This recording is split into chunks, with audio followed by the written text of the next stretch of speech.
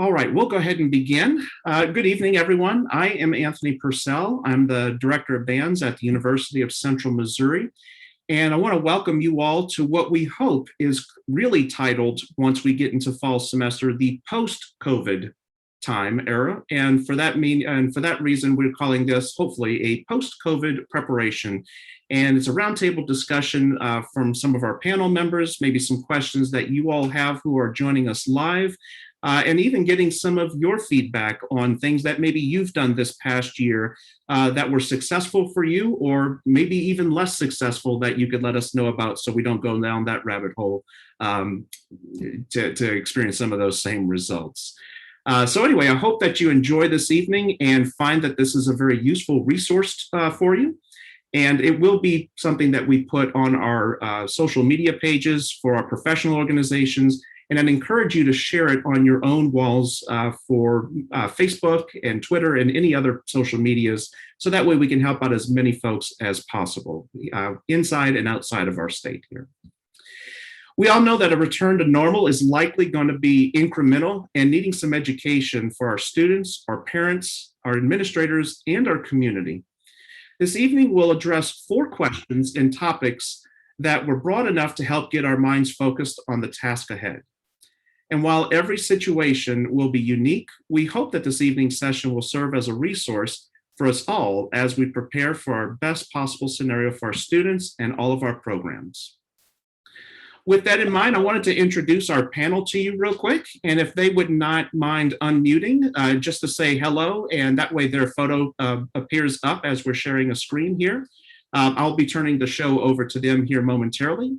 But we've got Miss Jacqueline Starr, who is representing band at the middle school level here in Warrensburg. Jackie?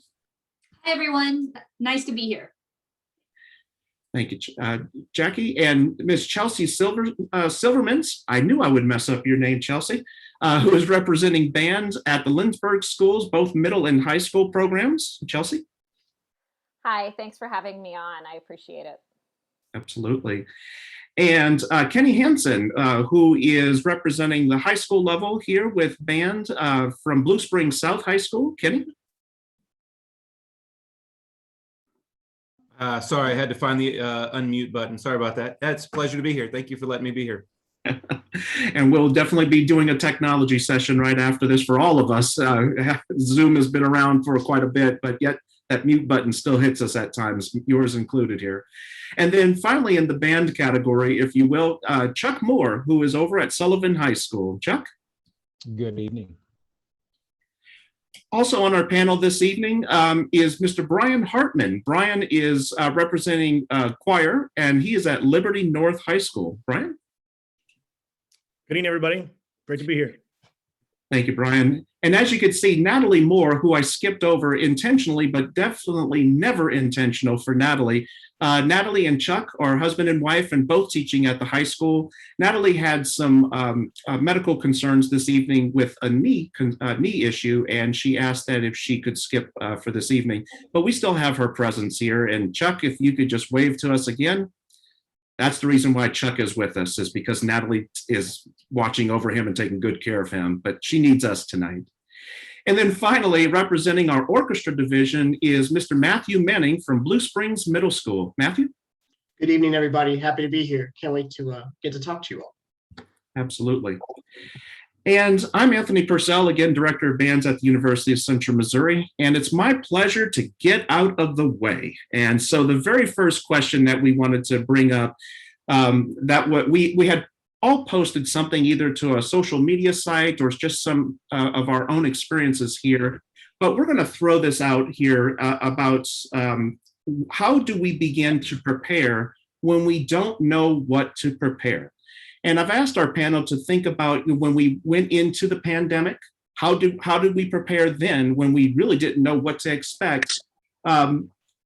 But knowing that we're going to have to do some education for our entire communities, from administrators to ourselves, our students, how do we start to prepare when we don't know what to prepare? So panel, I'm going to throw it out to you all. And if you don't mind sharing some thoughts, I'd appreciate it.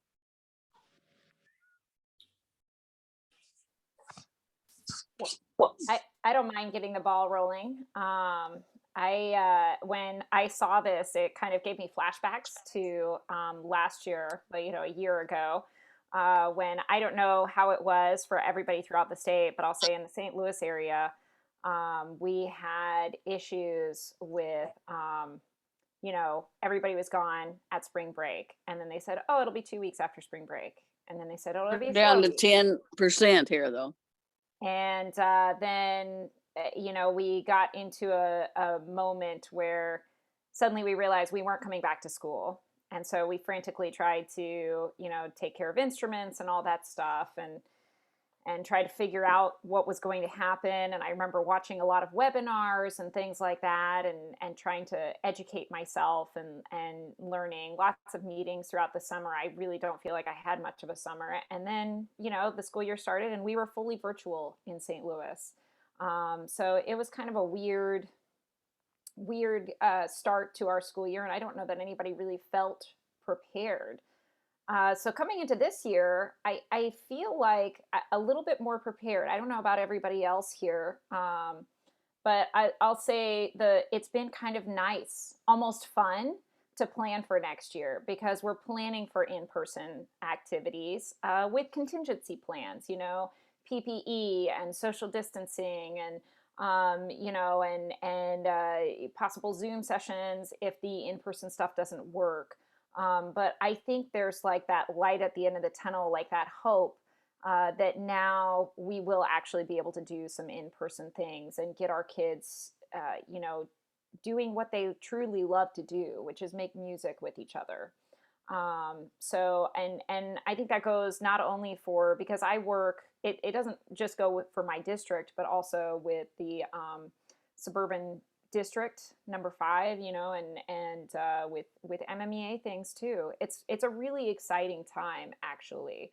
But I think what would be best and what I'm planning on doing this summer is to just talk and do things like Dr. Purcell is doing here, which is sharing ideas. So I'm excited. Anybody else? I'll piggyback off of that. Just being on kind of the opposite side of the state in Warrensburg, we've been in person all year. And so trying to find a way to roll with the punches and make preparations, especially, at the beginning of the year when we didn't know what things were going to look like. And so like you said, I feel like we didn't get a ton of summer because we were looking at those, the Colorado studies and all of these things to try and figure out what's the safest way to have our kids in the building. As of right now, even our district is doing masks optional for our summer school program and stuff like that. So we're looking at more of a normal return into our fall. So for right now, we are, like Sarah and I are planning on going back, and we're planning all of our competitions like normal. Obviously we still have our bell covers and stuff like that, that we can adjust as necessary. But I think the key right now is just being willing to be flexible if, something were to change, because I don't know if you guys can relate. Last July, we were like, oh yeah, I think things are going to be like, this is pretty much, we're getting toward the end. And then we came back and it was not the end whatsoever. So just being able to roll with the punches and say, okay, this is not what we thought it was going to be. And now we have plan B, C, X, Y, and Z. So. Along with Jackie, rolling with the punches. I feel like the best way to be prepared during all of this, especially when we started at the beginning, was not to be prepared, because any plan that we had in action fell through. Any concert or event that we had in action fell through, So then we're stuck in this bubble of, well, what are we supposed to do? And it's just really trying to get out of our own heads and think of all the possibilities that we could have. And this has been a great learning experience, I believe, with how we can maneuver our teaching world to virtual. I'm not a big fan of it, but it's definitely an option that can open up a million doorways for other people. So I don't know, I feel as a young person who just started, not being prepared so much has helped me cope with everything that's going on and has helped form how I try to plan on doing things in the future. I'll jump in. I also think, like you were talking about, Matthew, about what we've learned One thing that I've learned is that we are able to make quick and decisive decisions that benefit our students and the way that we teach. And just having that knowledge that we don't have to wait for somebody else, or we don't have to wait for this or that, that, we know what works in our classroom. We know what the parameters are from our districts. We know what the parameters are from the CDC. Now let's go out there and make those decisions, and we're more prepared to plan for what we don't know we're planning for. Does that make sense? So like we've done it now because the target was always moving this entire year, and we found a way to get it done. It may not have been the most ideal situation in every school and in every district, but we can do it, and that empowers me leading the next year to know that I can do what needs to be done based on the information that my district gives me, and I also have to understand and know that it's not the same thing or same way throughout all the districts in our state. And so as Chelsea did a great job last summer of really doing a lot of research and finding out and figuring out what's going on and what people are doing, that's awesome. That now we have this resource base that we have a little bit more of a plug and play to see what somebody else has done that may work in our new situation, in our new reality when we come back in August. So I'm excited too. I was lucky enough to have a recording session last night. Went to this big church and I only had 32 singers. So we were able to spread out and actually sing without a mask on. And it was the most glorious, most emotional thing that ever happened, all year long. And the kids got to finally realize their potential. And so those opportunities are what I'm looking forward to most for all of our students in everyday situations. I'll jump in for a second. I think one of probably the easiest thing, because we've kind of come through probably teaching in probably the most difficult way possible, as you've all shared, really having to find a way to be flexible, having to find a way to not be as rigid, I think has been something that has to be something that we've done this year. But as we start to move back to normalcy, I think it's important for us to think about students and ways that we can kind of create that structure, because many of our students like our classes for the lack of structure and also the rigid structure that we might have. And so finding ways to think about implementing those things. Every district and every situation is going to be a little bit unique. And I think it's very important that you talk to as many either administrators that you can be comfortable with, maybe school board members, and just finding out what is your parent group, your parental units that are sending students to your school district, what are they comfortable with? And then finding out what those parameters are. So, one district may be no masks in the summer, where another district is still social distance and mask. And I think it's important to try to find out kind of as much of that information as right now, because we can always go back to what we've kind of done this year, but how can you explore creatively ways to explore opportunities to get back to where we kind of used to be, or that camaraderie that we've probably lost? Because with social distancing, you lose those students who interact in the kind of, I would say, the old way, the kind of more traditional way. This is what we've lost in our program. It's very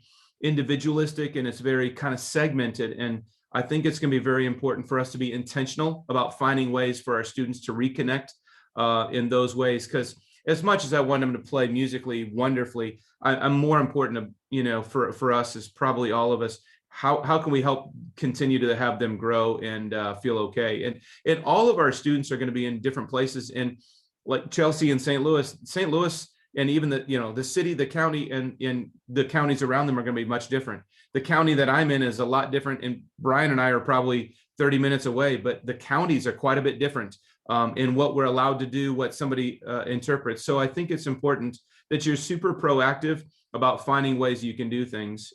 For us here, I think the plan is that we're probably in masks, but we may not have to social distance as much as we did a summer ago, but finding ways to keep them safe. Because I think it's also very important for us to remember that some students want to come back to us, but they do. Some of them are going to be very scared, and some of them they're ready to lick the doorknobs and say COVID doesn't exist, right? So you've got both of those in the same classroom. So how do you make sure that one student stays safe? And I think it's really important that we are just very thoughtful about how to protect both of those, because both those students need everything we've got. So. I think that there's been a lot of good things already said and a lot of relevant things to everybody's life. And I think the one thing going back to a year ago and through the summer a year ago was just the uncertainty and the apprehension that everybody had.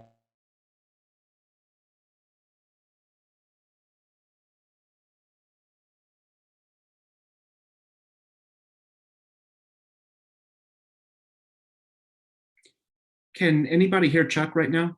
Or is it just me?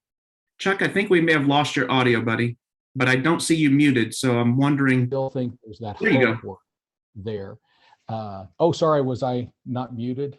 Or was No, I muted? you weren't muted, but it's not, I think we lost your audio just for about the last Oh. 15, 20 seconds. So if you don't mind repeating what you just said right Yeah. there. Well, I think, I'm going into this year cautiously optimistic. And the word that comes to mind, and I've talked to a lot of students and parents, is just hope. And maybe it's just that we want to get back to some of the things that we've missed so desperately. But I think that to be cautiously optimistic, to make sure safety precautions are, we're taking those things, but letting our students, we give them something that in my estimation, no one else can give them in music, and they need it. And some of those kids that have been on virtual have missed out on so many opportunities. I've been fortunate. We've had almost the entire year, kind of like what Jackie was saying, we've been almost all year in person. We had a very small time period that was virtual. But feel very fortunate, especially hearing so many districts that have been on a hybrid plan or have been on virtual completely. It's just, I really feel for them. And I just want to wrap up real quick. And first off, thank you all for what you all have said. I think that, as we start to move what hopefully is out of the COVID phase, but I do agree with many of the comments made, especially knowing that the resources we have, if we do have to punt back to a COVID or some kind of situation where we do have to go back online. I think when you put us into a box, we find a way to make it work no matter what. And that's just what, people in fine arts really do, band, orchestra, choir alike. And I do know that there's some silver linings to what COVID has forced us to do. One of the things at UCM that we're doing with our marching festival is for those people who make finals, for instance, we're going to give them the opportunity to be able to go watch their video, listen to the judges' comments before they come back and play in finals, from prelims to finals.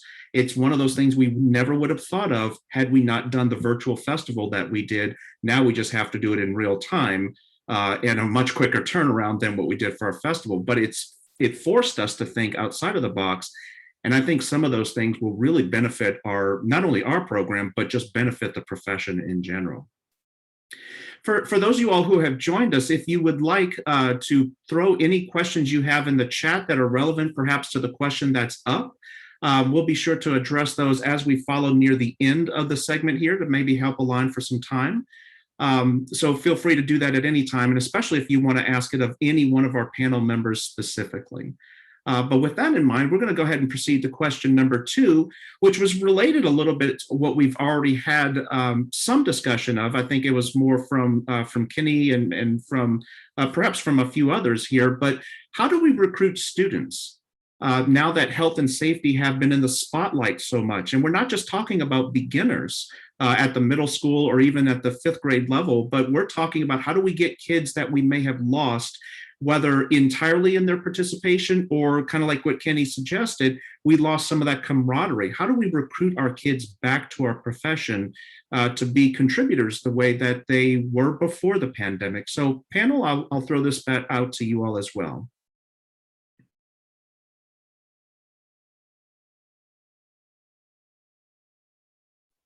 I'll go ahead. We actually have, we're traveling to our elementary schools tomorrow to start our recruiting process. So what we have done, and it's kind of the culmination of a lot of research, and I guess I could update everybody tomorrow on how it goes, but we've worked with our company that we work with that does all our instrument rentals and everything like that. And we just said, hey, how has everyone else been doing it? And they were like, I mean, really, we can do any number of things depending on what we're comfortable with. So what we are going to try and do is we have a classroom set of every type of mouthpiece. So we have 20 clarinet mouthpieces. We're bringing 20 flute head joints, all of that stuff that we're bringing to the elementary schools tomorrow. And we'll be soaking each one, well, not soaking completely, but we have enough reeds that we're not sharing, and each classroom in between time we have time to sanitize. It's a little daunting because usually whenever we go into recruit, it's like a quick spritz with the green spray. We all know the green spray, and then you're moving on to the next student. But we also have spread out our timeline, so we're not crossing classrooms between our different fifth grade teachers, and we're really taking our time to go slowly. And I think this year we also have an option for them to opt out of testing if that still is not something they're comfortable with. Which, as a director, I'm sure for all of us, it makes you a little anxious. We also have a time where they can set up a private appointment and come test before our rental night. So with all of that being said, we usually go over our sixth graders go and perform for our fifth grade buildings. And we weren't able to do that this year. So we sent over recruitment video. So there's just lots of things we've had to kind of rethink, not necessarily in a bad way, but just in like, how are we going to do this and make this positive for all of these kids? If you don't mind, I would like to just jump in on something Jackie just said that actually just triggered a thought in my head. But I really like this idea, perhaps, of maybe making a short 2 to 3 minute video per instrument, for instance. That way the students can kind of see it, maybe some of the things that you normally would talk about. But I really like that innovation as far as, perhaps changing the schedule a little bit to accommodate, especially the sanitation, but maybe some of those things, kind of like what we talked about just a moment ago of moving online, maybe making some videos or compiling some videos that already exist by some professionals, and or our professional teachers, and having them do it in such a way that it does speak to the students in our area. So I like that idea, Jackie. Well, I will say middle school wise, because we're still kind of in that boat right now, there are lots of resources out there. Be Part of the Music is one of those where they just have videos. They have all kinds of things that can help you with band promotion. They're very educational. They're for students and parents. And I think there's even some directed towards admin. So it's there's some really great stuff on that website, Be Part of the Music. I mean, Kenny talked a lot about this. Jackie talked a lot about this. There's a lot of things that we can do to promote this kind of stuff to our students. And when you just talk about like the elementary kids that don't even know what band is or don't know what choir or orchestra is, how do you get those kids interested and engaged? Well, you use the students that you have. They're the best promoters of the program, and you find ways to get them into the schools. And you find, and if you can't, like we can't, because of all of our restrictions, then you get creative. Like, for example, Brian Weiss and I spent some time creating a video, and we got students to make videos as a part of it. And I had one kid one of my seniors, she goes, well, I chose to do clarinet because I wanted to be better than Squidward. And those kids, those fifth graders, they just eat it up because they're like, oh my gosh, that's right, Squidward. It's like, that's what everybody thinks of when they think of the clarinet at that age. So like trying to find ways to get your students to help you with that. A great leadership team at the student level, or just students that really like band. You think about those real like bando commando kind of kids that are all in. You use those kids and you get them to help you. Get other kids involved. We also have a summer band program that we've been trying to promote, and we're doing it. We're going to do like the PPE and the social distancing and all that stuff, but we're still going to have our high schoolers there because they help us with those middle school band students. And it creates that camaraderie that Kenny was talking about, and that kind of what is it, the feeling with the kids, the emotional aspect, the peer relationships that they really crave. So I think doing that kind of stuff not only builds up that that recruitment aspect and the promotion aspect, but it also helps with retention too. I couldn't believe it when I realized the other day that we had gone an entire year without doing any concerts. And I had some kids like that hadn't signed up for band next year. I mean, I don't know about you guys, but we lost a lot of kids this year. And I looked at some of these, and one of them was like one of my best clarinet players. And I go, why aren't you doing band next year? And she goes, I don't know. I don't know. There's this other elective that's like foods. And I was like, that's great. And I go, but don't give up band. You're really good at it. And we have a lot of fun.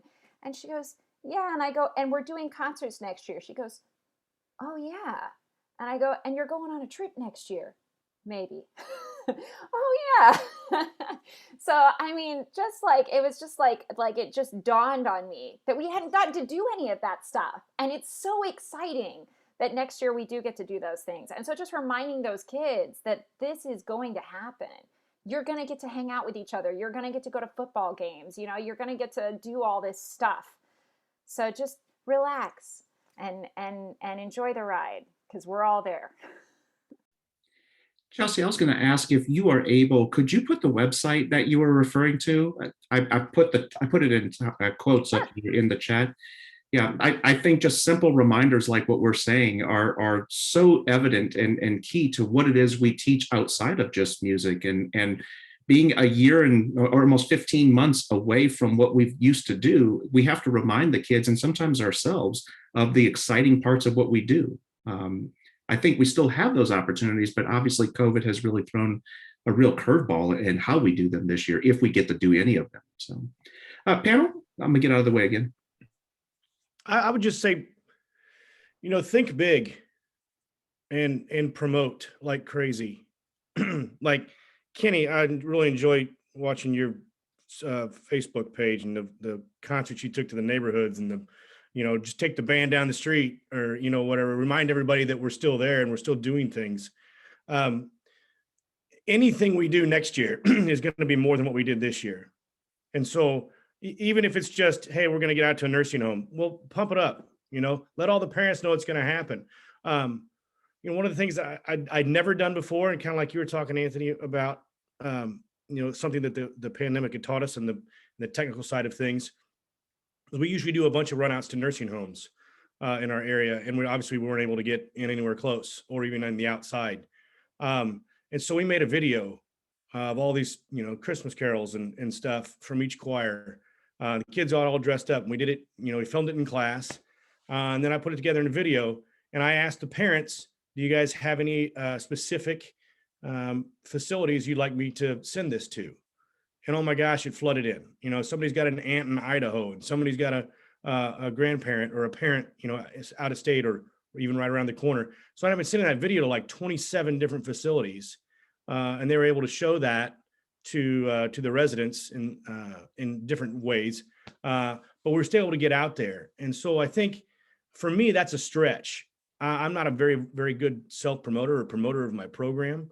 And so trying to find ways to do that without, being braggadocious about it or whatever, but just let know the services that we provide for our students and for our communities is going to be huge next year, especially when it comes around to the beginning of the year and all these things are starting to happen, and you're starting to put that stuff out there, and parents are going to go, why aren't you in band again? Or why don't you take orchestra this year? Remember, they're going to so-and-so, or they're going to do what?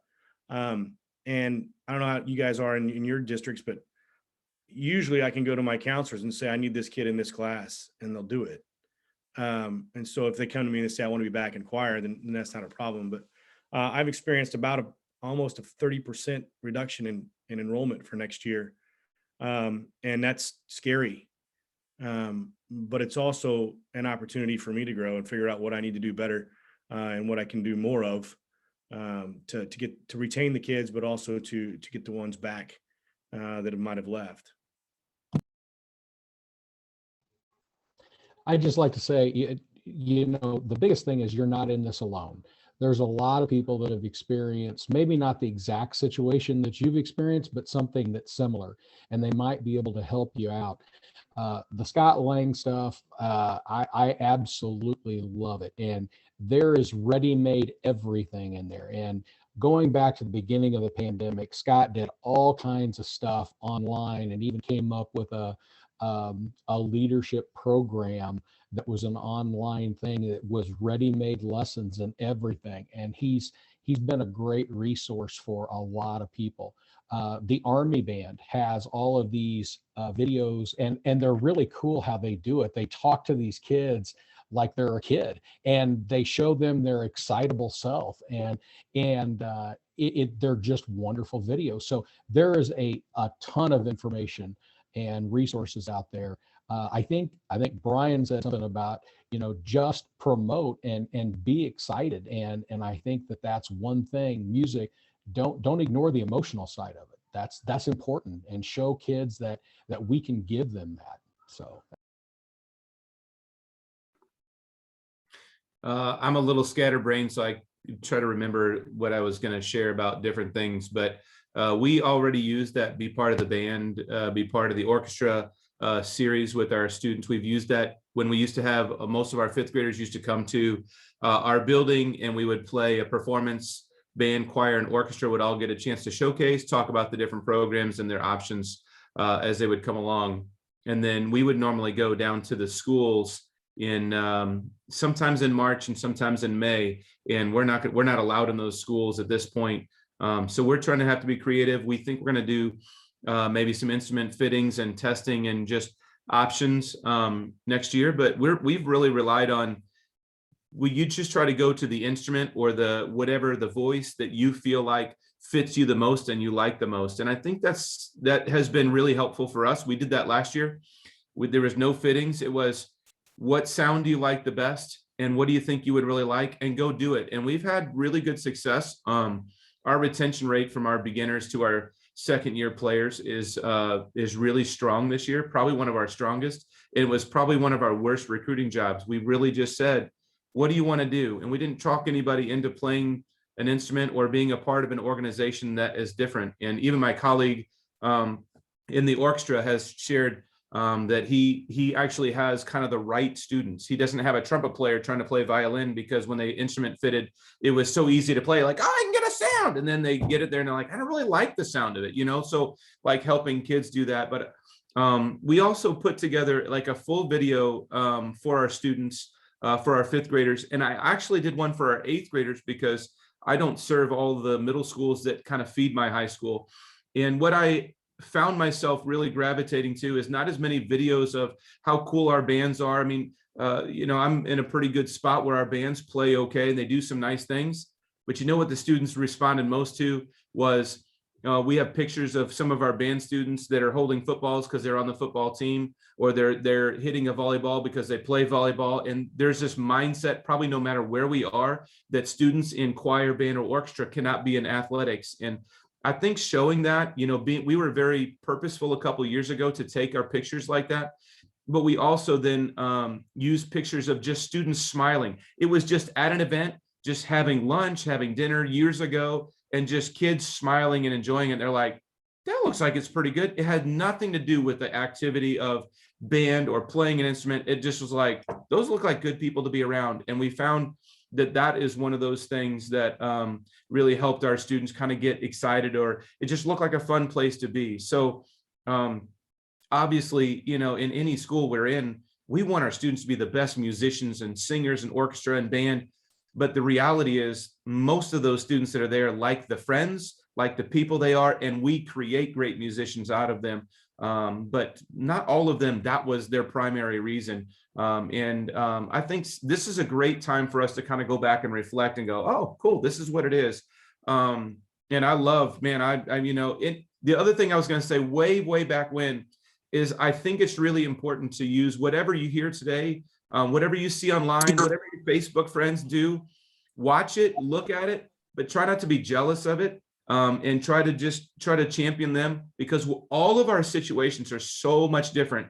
And looking at somebody else and trying to judge yourself against somebody else is going to be very, very challenging right now, because not a one of us is in anywhere remotely close to the same position or the same situation. So be okay being your absolute best, and just be thoughtful about, is it your best and how can you be better? But just because the band a town away is doing something doesn't mean you should have been able to do that or whatever. Just do what you do. And I think this, more than any other, I mean, I look on Facebook all the time, I'm like, oh my goodness, they're doing what? I mean, we can't play a B flat scale, and we got band XYZ playing the hardest literature known to man. And I just, so it's really hard. And I just want to remind everybody that, like, your situation is yours, and be happy with it, and absolutely show your passion for it. I absolutely believe that students need to see passion. Middle school kids need to see your high energy and your smile and your overall authentic, genuine excitement about playing in an ensemble, singing in an ensemble. I think they need to see that. They don't care how much music history you know. They do care about how much you care about them and how much you love the activity. And I think it's a really good time for us to really kind of rethink, how do we do that? Because I think that's what pulls them into our program. Okay, I talked too much. If I may, real quick, Kenny, yeah, I agree. And you're getting some comments in the chat here, buddy. That's even one of the things I mentioned at UCM. It was a fairly difficult transition personally, just because I know my predecessor very well, and he was very well liked, and he was there for many years. And we've all experienced that, especially those of us that have moved from one position to the next. But it was the culture of building students who wanted to be around each other, no matter how talented they are or how much better or what chair they sit in. It was finding a way for them to build a culture to enjoy each other's presence and just to be friendly, especially when we need each other to help each other pick one another up. That I noticed so much more this year than any year that I've taught. And this is year 25 that I'm just finishing. I know I look 25 years old, but that's beside the point. Of course, the receding hairline and gray is starting to really make that joke bad, or worse, I should say. But quite honestly, we have to remind ourselves, and what are we really here to do? And obviously we have a job, and we have a very visible job. But Kenny, I really do appreciate that comment and everything that went around with all of our panel here so far. Matthew, before I go to the next one, did you have anything you would like to add for question 2 here? I can't be a runner-up to Kenny like that. He killed it. So no, everything's good. That's all right, man. I appreciate that.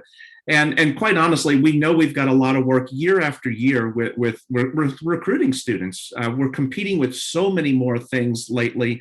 Not only sports, outside activities. I do like that idea, Kenny, and I think we've all used something similar to that, but it's to show what these students are also doing. For us at UCM, my personal goal is to get 75% or more of our marching band of non-music majors, because that just encompasses more of that community culture, and it does help with overall retention of the university. But it shows that someone like me, who's not a music major, can also do this. And one of our biggest programs, besides education, like elementary ed, is aviation. And so we find a way to connect those dots and show students, you could still be an aviator, you could still be a nurse and do this. And for K-12, it's showing that how can I be a part of something that it looks like people are enjoying, whether it's the musical side or the social side. I think that we've got our work cut out for us, especially with COVID. But it's not recreating the wheel. And from that, we move on to question 3, which is very similar, but it's kind of encompassing the parent side of things, whether they're beginning students or they are going into their senior year. We know that there is a general fear out there because of COVID, and rightfully so, perhaps. But there's also a lot of things that we've already done to set the stage of showing how we're encompassing health and safety. So I'm curious with the panel here, how would you go about addressing, or how have you already addressed those concerns, especially post-COVID? And honestly, it may be a little easier than trying to convince people while we're going through the pandemic right now, especially at the beginning of it. So panel, I'll throw this out to you. How we're going to talk to the parents, or convince the parents, I should say. So what I've done at the beginning of the year was me and my orchestra colleagues got together and we developed this like orchestra crash course to the beginners, talking about how they can handle their instrument, how they can clean it often with the soft cloth, how they can still be heavily involved in orchestra and not have to be so worried about a virus. So we really took the initiative, gave them the research and the study of how they can still take care of themselves while playing this instrument. And from there, they decided that they still wanted to be a part of our organization and decided to come in. So really giving those parents the options, and not only the options, but the research that you have, so they can't really think about anything, like think about any negative aspects of what you're doing, is really important. So just making sure that they have the research, you can back it up, and then from there they can just take a straight course because they know where they're going is genuine.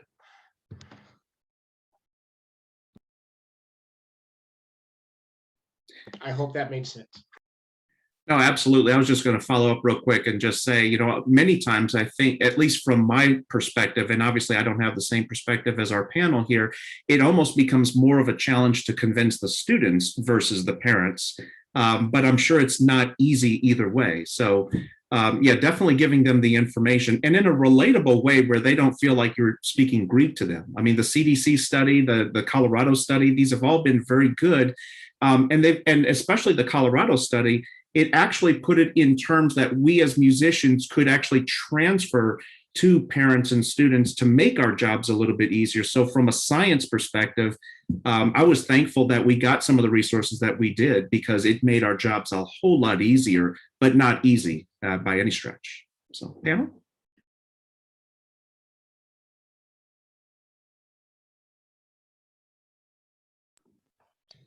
I think just with our parent communication in general, as much as we can front load as possible, like here is what research has shown, here is what we're doing. Our schedule at the middle school started out a lot different for our band program than we are operating at now. Now we actually are able to have a little bit more normal schedule. At the beginning of the year, I was seeing my beginners once a week for my class period time. And so, just saying like, hey, we're going to try moving to this next step. Here's the reasoning behind that, why we're moving to where we're going back to our block scheduling. Here's the research we've shown. We haven't had, any cases from this. We are still implementing socially distanced instruction. We are still using bell covers. We're implementing other sanitization techniques. Like, just as much as you can go ahead and front load that with your parent communication, I think is so important, so that they do feel a sense of like, okay, they've thought about this, they've done the research needed in order to know what the best call is. And, always being willing to have a parent ask questions. I think, Dr. Purcell, like we have at puppy pads at all of Warrensburg's concerts, Dr. Purcell's son's in our bands, and for our brass players to empty their spit valves on. And I don't know how many questions I've gotten, like, why do you have cut up puppy pads on the floor? Like all these things that we, just being willing to explain yourselves and like, hey, this is one thing we're doing. Yeah, we didn't think back in the day, like my sixth graders now, they think it's totally weird that we ever just emptied I'm a trumpet player, that we ever just emptied our spit valve on the floor. Like that was like, they think that's the grossest thing. And I never have thought about it. Like I've been playing for, almost 2 decades, and I just have always emptied it on the floor. So, I mean, just being willing to communicate, I think. Absolutely. And puppy pads, by the way, are a trombone player's dream come true, just so you know. Just wanted to throw that out there. So yeah, and again, it's relating what it is we do, but yet how we can do it even safer for our parents and in a relatable way. I think that's the key. And one thing I'd like to throw out there is, and maybe this might help out, especially for those of you all who either teach beginners on a more frequent basis or have a staff to where this may be, something very useful. But we did orientations at UCM going into the fall semester, and orientations in the sense of, here's what we're preparing for. Here's why we're doing what we're doing. Here's why we're requiring the mask with the slit in between versus just being able to pull out the mask. And again, at the time, what the research was telling us was that this would prohibit more aerosols from getting in. So I think that communication, and especially hosting those and recording it for our students who couldn't be there. The first one, we had almost 100 of our students at one time. And then the follow-ups, we had maybe 30 and 15. but we still reached about 140 something of what normally is near a 200 piece group. So we were thankful for that. But even by the time we got to executing the thing, things had already changed. But it eased those minds. And for us, it was, 18 and 20 something year olds. And for what we're talking about at this point in time is easing the minds of our parents and the students alike. I mean, just because we've got an eighth grader doesn't mean that they're not concerned about their health and safety. Of course, as Kenny said before, they may still be licking the doorknobs here, but but they're at least now going to do it consciously, I guess. I'll throw it out there, panel. My jokes are only going to get worse.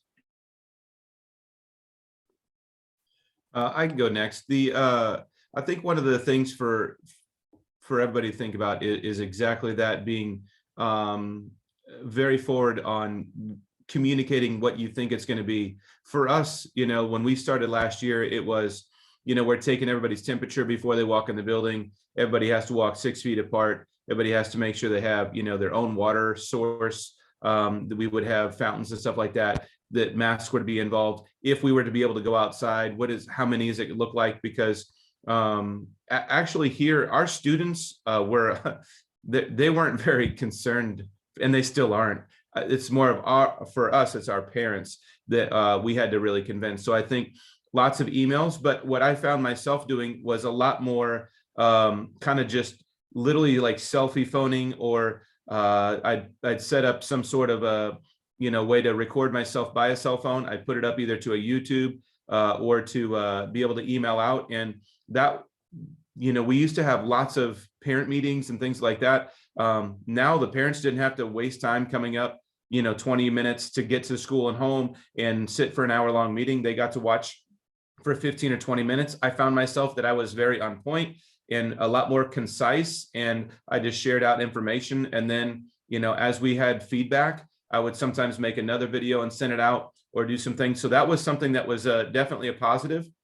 But when we're thinking about how to address parent concerns, as we approach back, probably everybody on the panel has a different threshold of what is comfortable or normal or tolerated. Some of us may be like, I'm good to go. I've always been good to go. I feel like it's more contagious than the flu, but I'm not dying, so I'm going. And some of the rest of us may be still like, I'm a little concerned every day I walk into my class, whether or not I'm going to actually get it. I got it in August. I didn't feel weird. So I'm numb to the idea. I'm ready to go do what I can for kids. But if I meet a parent who's still concerned, I think it's important. I said the words authentic and genuine earlier. I think it's really important that you approach everybody that way. My father would have always said, hey, as long as you lead with love, then everything is okay. And, we're going to be given grace as long as we're thoughtful and caring about each one of our people. And so if somebody brings something up, find ways that you can plug them in, even if their concern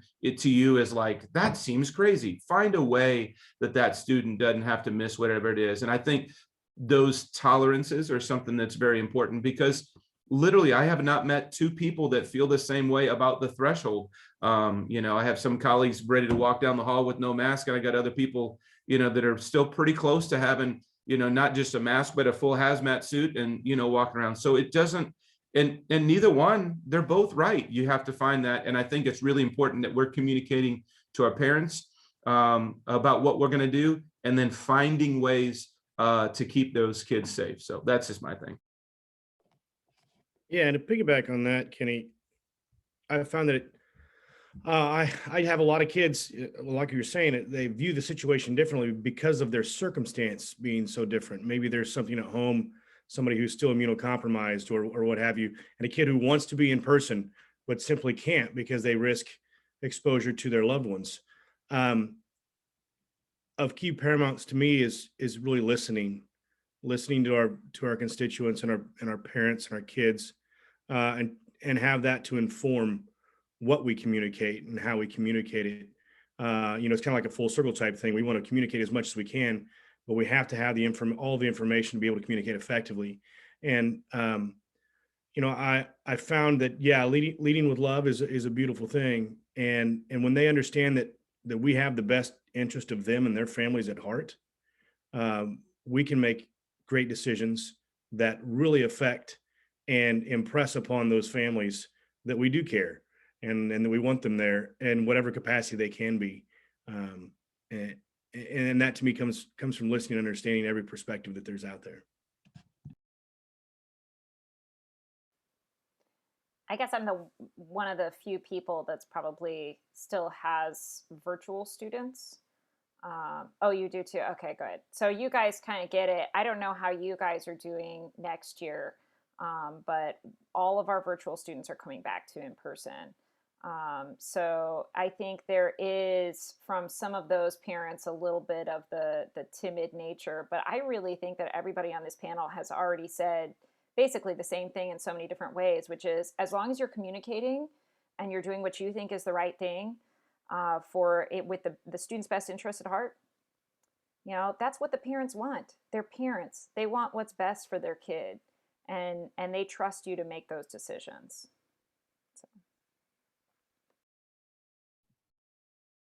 Yeah, I would say, again, kind of going back to that silver lining thing that I mentioned earlier about not only having other resources and ways of presenting to perhaps enhance our programs or enhance the experiences of all of our students, but this pandemic has also allowed us to maybe even take a step back to see what truly is important. Now, that's not to lower standards. That's not to allow a student to not take care of responsibilities, but yet still be a part of a group, but it's perhaps maybe how to approach it a little bit differently. So, Kenny, I appreciate how you are able to frame that in such a way that I think it really does make all of us stop, pause, and think, how have I treated this situation in the past? And now with COVID mandating, I think, things differently, how do I treat it moving forward, but yet still get the same quality, but making sure that I'm also sending the message that I'm really needing to send, which compassion, but yet still responsibility, because I think a lot of our students really do crave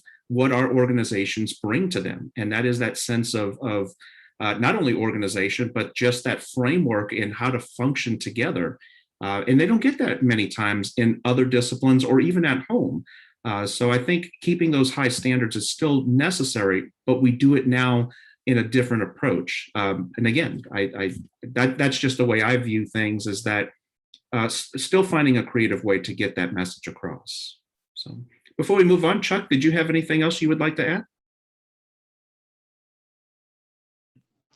No, I think when Chelsea said it seems like everybody's saying similar things, and I think that's exactly right. As long as you show a parent that your child's interests are their best interest is what you're keeping in mind with any decision and every decision you make, and I think we never ask our kids to do something that makes them uncomfortable or parents, and that's one thing that we've been very I guess very cognizant of this year is making sure that we're not asking something from someone that they're not wanting to do. Absolutely. And I think, we even had a comment in the chat earlier from Jackie about being a parent and that communication being key.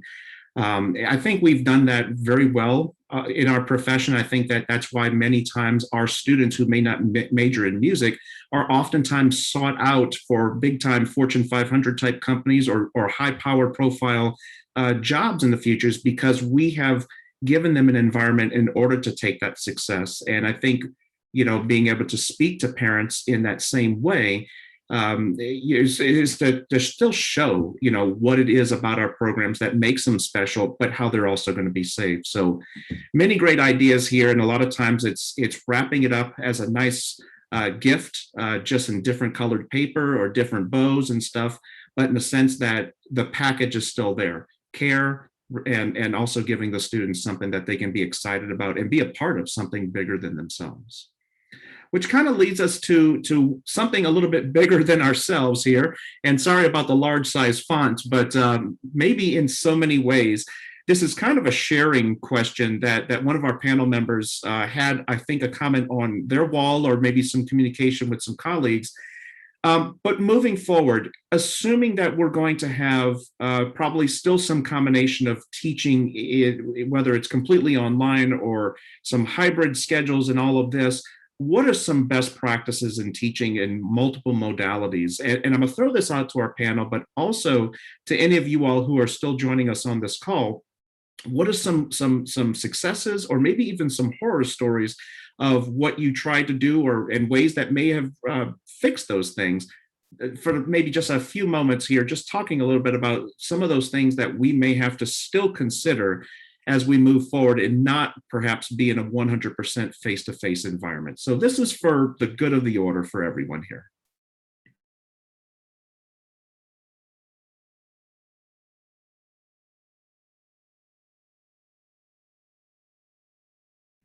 It's such a loaded question to ask. Sorry, I had to open the door. I'm now dog sitting. So,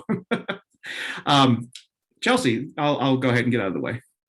Okay. I mean, I don't know. We had a lot of things that were great and a lot of things that were absolutely horrible. I don't know about you guys, but I felt like I was a first year teacher again this year. Everything was new, everything was different. Trying to teach and engage students in person while also teaching and engaging kids on a screen at the exact same time made me go nuts. I was like, I'm leaving somebody out. It was overwhelming sometimes. And it really makes you rethink how you teach.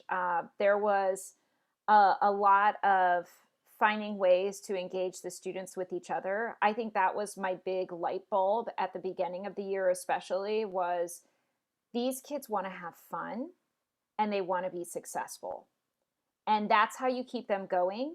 You find ways to get them to have fun and be successful. And if you're on Zoom the whole time, then you find ways to get them to have fun on Zoom. I would let them go into breakout rooms. And I think one of my freshman band members, like, I sent them into a breakout room and they did Among Us in their breakout room. And I was like, you know what? That's fine.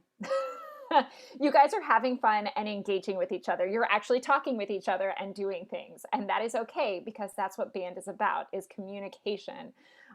So that was, and there were other things too. We did some listening things. I had them like listening to different versions of Dave Matthews, and like analyzing the different types of like improv that was happening and how it was different each time, which was, kind of different for the kids. We tried doing this was when everybody was fully virtual. We tried doing things where kids would like improv on like 1 or 2 notes, or 3 notes or something like that. I got a whole lot better at playing clarinet this year. I did a lot of modeling this year. It was, and you know what? It taught me that I need to do more modeling in class. And it's great. It's like we're instrumentalists. Why don't we get out our instrument more often? You try to tell them exactly how to do that articulation, and it's like, just play it for them. Like, those were the kinds of things that it was like light bulb, light bulb, light bulb. And then using some of these flex band pieces. I work at a school district that's got a huge band. We never really used a lot of flex band pieces because we had all the instruments for it. And we used the flex band pieces this year, but we used like the ones that were like where you get like 4 parts. And so like I had clarinet 1, 2, 3, 4, trumpet 1, 2, 3, 4. And I was like, here you go, guys. Here's the music. You know what? Here's an account to Soundtrap. Why don't you play all 4 parts and put it on Soundtrap? And then they're like, I'm making music with myself. And it's like, yes, you are. This is you. You're the one-man band, So like different things like that. Like, it was a totally different year for band. But it was kind of it was kind of like I said, there were lots of failures, but those few moments where you're like, wow, that kind of worked. Like, those are the moments that you'll remember and go, you know what, I'm going to do something like that next year. So.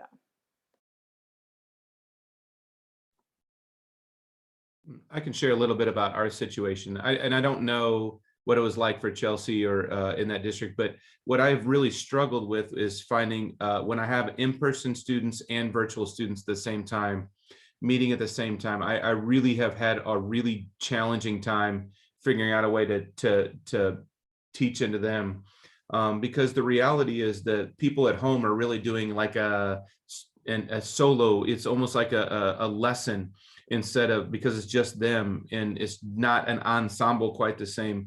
I've had other colleagues who we're fortunate enough to have like a virtual class of all band students, and that has been a much easier model to try to figure out. When we went virtual for 3 weeks, and I found success. We have a harmony director, and if you don't have one of those, I strongly recommend doing that. They're incredible. And I would stand at the harmony director, and for a while I was doing conducting with them, and kids would put in the chat, "Hey dude, your picture is way behind your voice."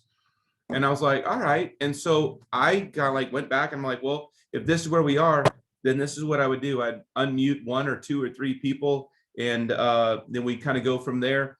I'd listen to what they had to go, then I'd remute them. And I used a lot of harmony director, and like Chelsea just said, there's a lot of modeling. I've always believed in modeling, but this has reinforced that they need to hear good tone, they need to hear good technique, they need to see good, all those things. I think it just kind of helps reinforce those. But I've really struggled, and I don't have the answer to how to hybrid class it. If we're teaching virtual next year, we're going to ask for a separate class in some way, shape, or form, so that those students can be a part of it. And then they could maybe be a part of other things. We have had virtual students who literally were virtual except for like 2 days before the concert, and they would walk in, play in the corner with us, and then they would play in the corner during a concert. And we found ways to be creative with those guys because they felt okay at those moments, but just not all the others. So those are some of the things. But the harmony director for us was super helpful. And I just literally counted and walked my way through things and then let them kind of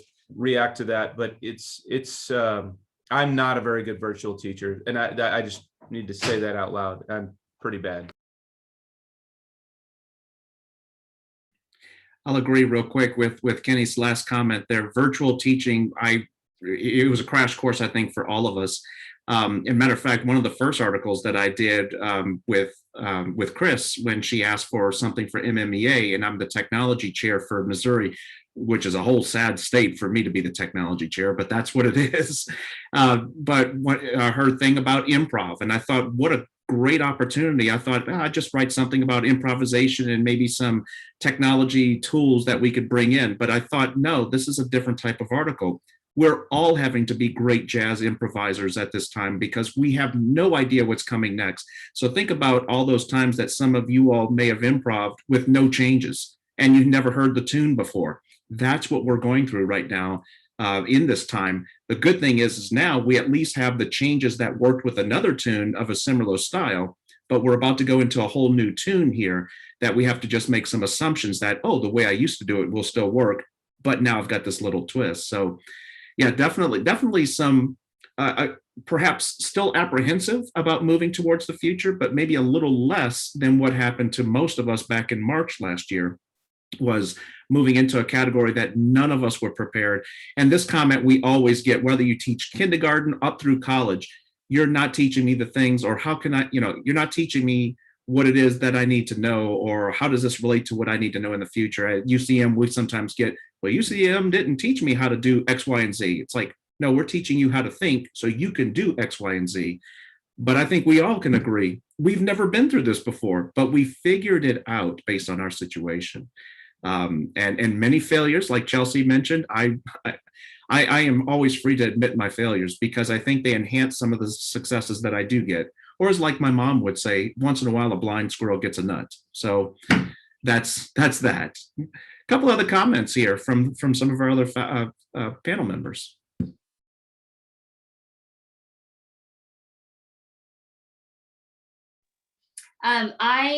I have felt like I shouldn't be weighing in on this, but I have liked a lot of your guys' comments. We at the middle school level haven't been offering a virtual band option, which just means, next year when we hopefully get them into, we're offering a 7th grade beginning band next year. We usually start in 6th grade. We're trying to pick up some of those kids that we lost this past year. And we're trying to be a little bit more flexible about like hey, I was virtual last year. Can I come back into band? Obviously, we're going to allow that. But I just really like kind of the overarching themes of like, we're trying things. And if they're not working, we adapt and go on to something else. I've always been kind of a quote unquote techie teacher.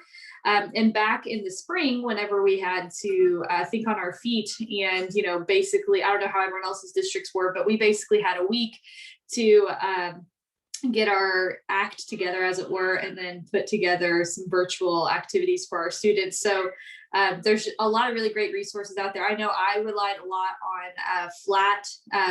You get like a 90-day education free trial too. So that worked great for whenever we were March through May. And we also utilized just a bunch of online Sight Reading Factory. We did student memberships, especially back in the spring whenever they were offering the complimentary ones. And I think that that's a great option to use just for sight reading, like testing in the future, just in person. So I think there's a lot of really great resources out there. I don't feel like I can comment so much on being an online teacher because I'm not in that spot right now, but this is really inspiring to kind of get some ideas on how to up my teaching game.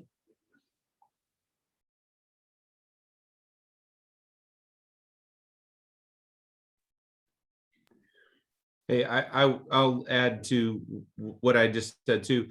You reminded me, we actually used the pandemic as a way for us to get smart music for every one of our students. So every band student had smart music paid for by the school district. I'm so hopeful we can keep it next year, because we've used it for some of the band pieces, but actually we've used it more for just scale work, technique work, things like that. It was a way for us to check, if a student was virtual at home, what are they doing? We can give comments, we could talk through, we could reassign. It's super easy. It's about as cumbersome and as over exhausting as it can be user friendly and just kind of get in.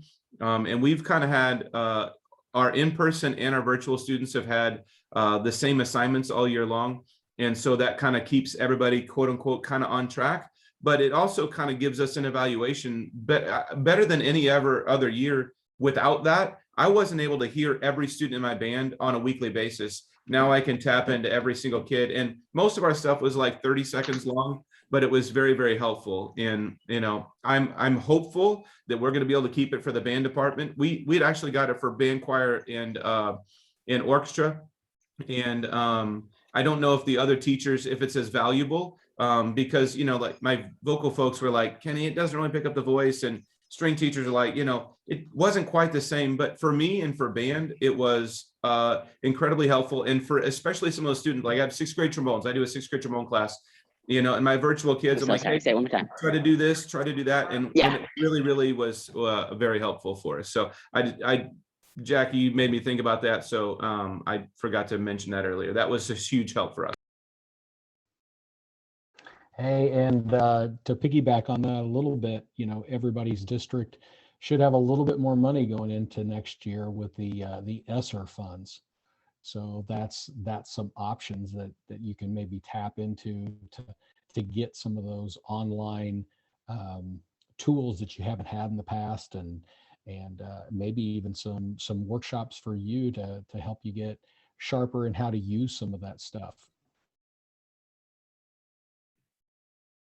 Absolutely. And I'm going to go ahead and kind of wrap up a little bit on this part here. Brian Hartman is actually double dipping right now because he's also part of the MMEA mentorship workshop that's going on at the exact same time. So Brian, if there's anything you are able or want to comment on, please go ahead and override me as I'm speaking and just kind of stalling for a couple of moments.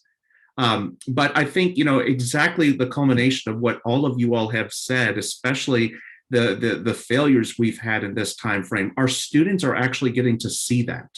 And, and typically when they see a mistake or something, they may get a little bit more frustrated, but they've also had some grace on their end that has opened up their eyes. And quite frankly, the modeling that we're doing a little bit more of, or using harmony directors, so many of these tools that we're doing, our kids are seeing us do the thing that we preach over and over again, and that is we're continuously learning ourselves.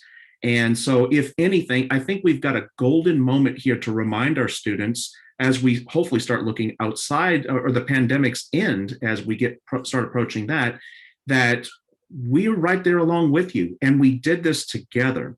I think we actually have a golden opportunity right now to really show our students that Like what I put in my syllabus at UCM as the wind ensemble conductor, I am nothing different than just another member of that ensemble. My instrument is my baton and everything else that I use with it. And when I make a mistake, I'm going to admit it. And when I make a mistake that needs to be readdressed, I'm going to admit it. And if I'm not prepared for rehearsal, well, then they almost get a free rehearsal, so to speak. But I try not to cancel those, But there are times where I'm a little less prepared because they're coming in either way more prepared than I thought, or they threw me a curveball and I've got to address something that I did not see. And I'm not afraid to admit that. I think our students saw all of us do that way more often and way more purposeful as we were trying to navigate this pandemic. And you know what? There's probably a good community there of them saying, I want to be just like my director, just because, they see us more humanly now because of these things. That's just my way of kind of delaying a little bit here to see if Brian was wanting to jump in for something. But this actually will take us to the very end here. And for all of you all who are joining us right now, whether it has anything to do with the last question or any of the ones before that, or even just something completely different, we're going to stay on the call just for a few moments here and see if anyone would like to. We've got about 15 minutes of scheduled time, but that doesn't mean like we have to stay the entire time. But if you've got a question for one of our panelists, if you all would like to add any closing thoughts, I just thought I'd go ahead and throw this time together so that way we can be a little bit more personal, perhaps maybe even address something that is pressing on some of our minds. So for our panel and for those people that have joined us, how about maybe a minute or so and see if anybody wants to jump on in.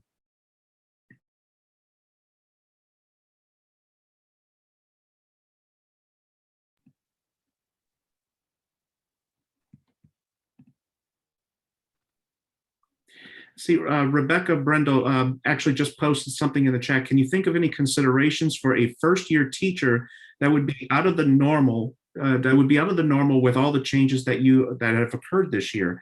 I'm gonna just throw out something real quick, and it's actually what's got Brian Hartman right now kind of tied up in 2 locations. Make sure, especially, I think all of us are here in Missouri. There's 1 or 2 names I don't recognize. Get in touch with MMEA and especially with their mentoring program, whether you're a first-year teacher or you're a first-year teacher at heart, and this is year 30. Either be involved as a mentor or be one of the mentees. So I would definitely push MMEA's resources there. I know that Missouri Bandmasters has something similar also going, as well as probably ACDA and even with orchestra. But panel, anything to piggyback off of that, or maybe to answer Rebecca's question here? I'll go. Hi, Rebecca. First of all, hope you're doing good. I think just being willing to realize, as music directors, I think in general, I think for the most part, most of us are pretty type A, go-getter type people. And right now, especially going into your first year teaching in a pandemic, just realizing that what you maybe like dreamed of as your first year of teaching and all of the things you want to accomplish, it might be out of your control, some of the circumstances that you're going into, and that's okay. And just accepting the fact that like you're going to do your best, but it might not be the ideal situation that you were looking forward to. I think connecting, like Dr. Purcell was saying, with people in your area that you connect with and that you look up to, and just asking them like a constant line of communication, like, what would you do about this? I'm in year 6, I'm not super far down the line, but I'm always reaching out like, hey, what do you guys do about this? I've never encountered this situation. I think that's so vital, especially since we are all kind of in that same boat where we're not really sure 100% what next year will look like or what's going on, is really vital. Yeah, to piggyback on that whole thing, and thank you for allowing me to do both things at once. I'll may or may not know, I'm MMBA president-elect, and Chris Sprague, our current president, has really done a great job of these monthly mentoring meetings, which is what's going on right now. We've been able to reach out to mostly first-year teachers in smaller rural areas that don't necessarily have somebody around them that they can, go see or go watch teach or whatever. And especially in this year of the pandemic, this is not a first year for just the first year teachers. This is a first year for all of us.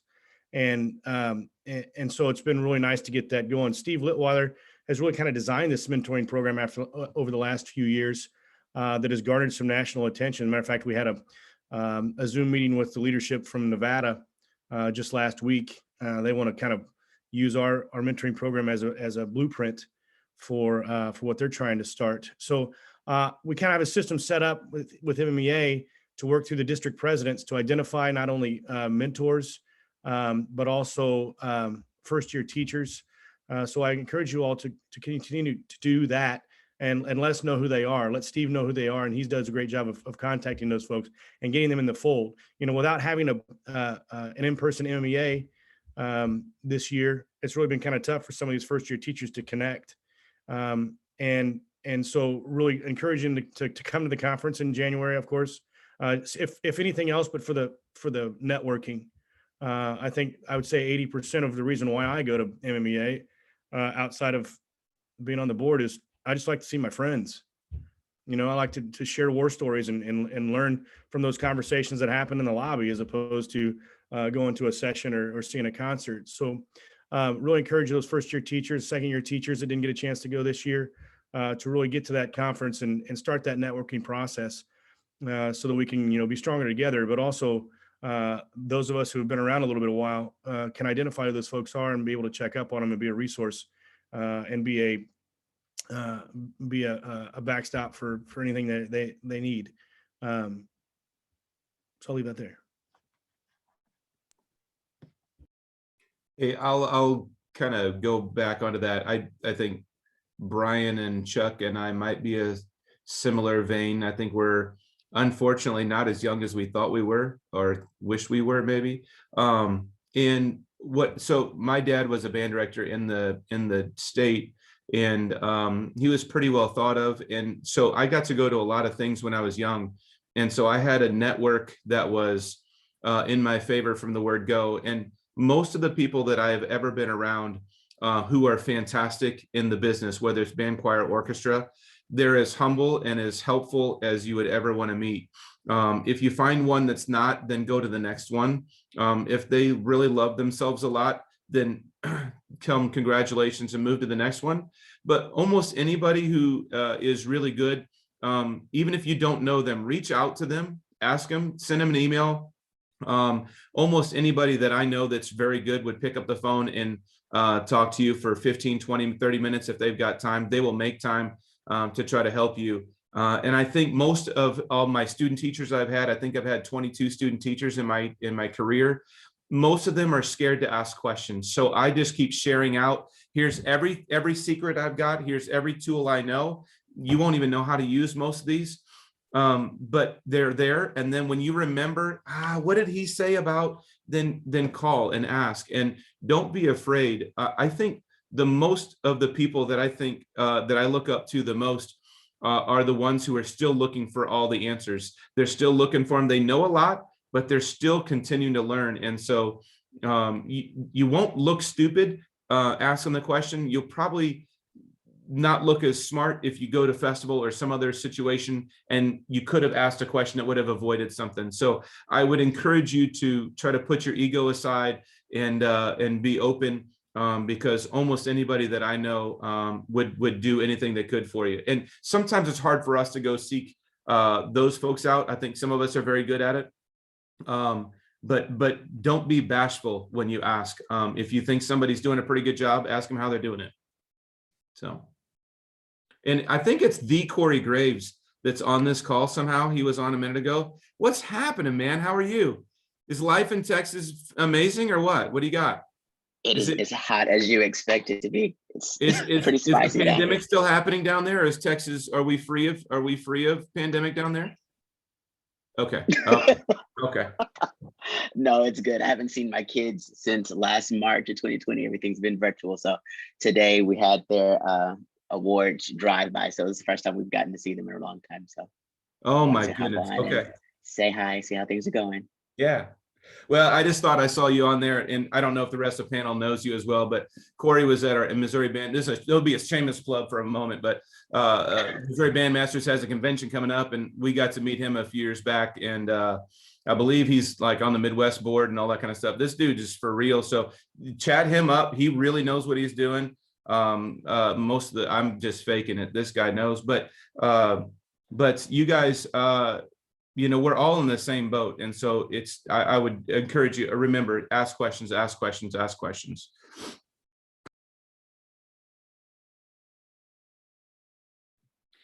And kind of along that line there, any final thoughts from our panel or any of our other members who are online right now with us want to ask maybe a parting question? And I did put our email address here, bands@ucmo.edu.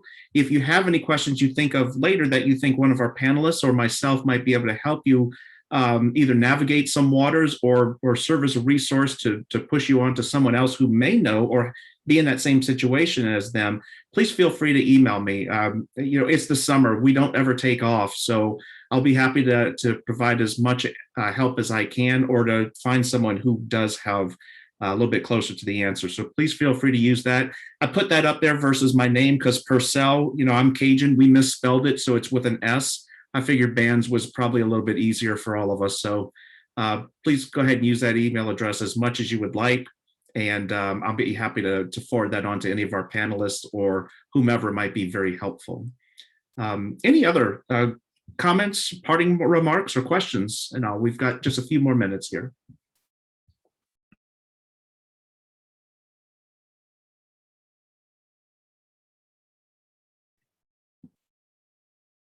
All right, well, I'll go ahead and just, I'm gonna go ahead and stop sharing my screen here.